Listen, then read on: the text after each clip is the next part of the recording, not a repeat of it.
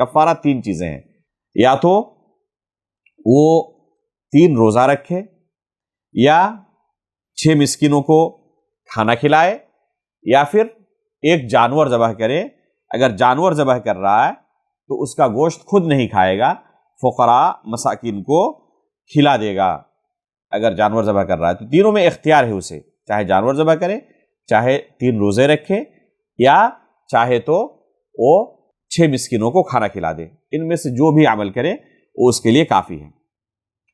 تو اگر اس نے حج تمتع کی نیت کی تھی، پہلے صرف عمرے کے لیے احرام باندھا تھا، تو اب عمرہ مکمل ہونے کے بعد احرام کا لباس کھول دے گا۔ اب اس کے لیے یہ تمام چیزیں جو احرام کی حالت میں حرام ہو گئی تھی حلال ہو جائیں گی، اور بیوی سے ہم بستری بھی جائز ہے، بوس و کنار بھی جائز ہے، خوشبو استعمال کرنا بھی جائز ہے، سلے ہوئے کپڑے پہننا بھی جائز ہے، بال ناخن کاٹنا بھی جائز ہے، شکار کرنا بھی جائز ہے۔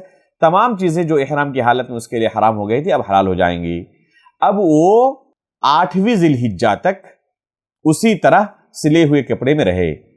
8ویں ذی الحجہ صبح کے وقت فجر کے بعد وہ منا کے لیے نکلے گا، اسے یوم الترویہ کہتے ہیں۔ اس دن منا کے اندر دن اور رات گزارنا مستحب ہے، واجب نہیں ہے۔ اور ایک حاجی جب نیکی کی نیت سے ہی رخت سفر باندھا ہے تو اس کے لیے مناسب نہیں ہے کہ یوم الترویہ کو 8ویں ذی الحجہ کو اپنے ہوٹل میں اپنے خیمے میں ہی موجود رہے اور منا نہ پہنچے۔ تو حاجی کو چاہیے کہ 8ویں ذی الحجہ کو صبح کے وقت وہ ظہر سے پہلے پہلے منا تشریف لے جائے اور یہ پورا دن منا میں گزارے، وہاں پر 5 وقت کی نمازیں ادا کرے، قصر کرتے ہوئے بغیر جمع کے، یعنی ہر نماز کو اس کے اصل وقت پر پڑھے لیکن قصر کر کے پڑھے۔ یہ قصر کر کے نماز پڑھنا حج کی وجہ سے ہے، یہ قصر کر کے نماز پڑھنا سفر کی وجہ سے نہیں ہے۔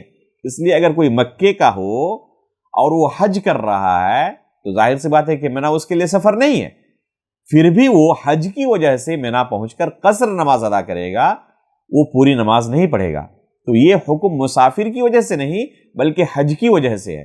5 وقت کی نمازیں ظہر، عصر، مغرب، عشاء اور فجر منا میں جا کر پڑھے، اور فجر کی نماز کے بعد 9ویں تاریخ کو جو کہ یوم عرفہ ہے، حجاج کرام وہ اس دن عرفات کے لیے نکلیں۔ فجر کی نماز کے بعد وہ عرفات کے لیے نکلیں۔ بہتر ہے کہ زوال سے پہلے پہلے وہ عرفہ پہنچ جائے، بعد میں بھی پہنچتا ہے تب بھی اس کی گنجائش ہے، کوئی حرج نہیں ہے۔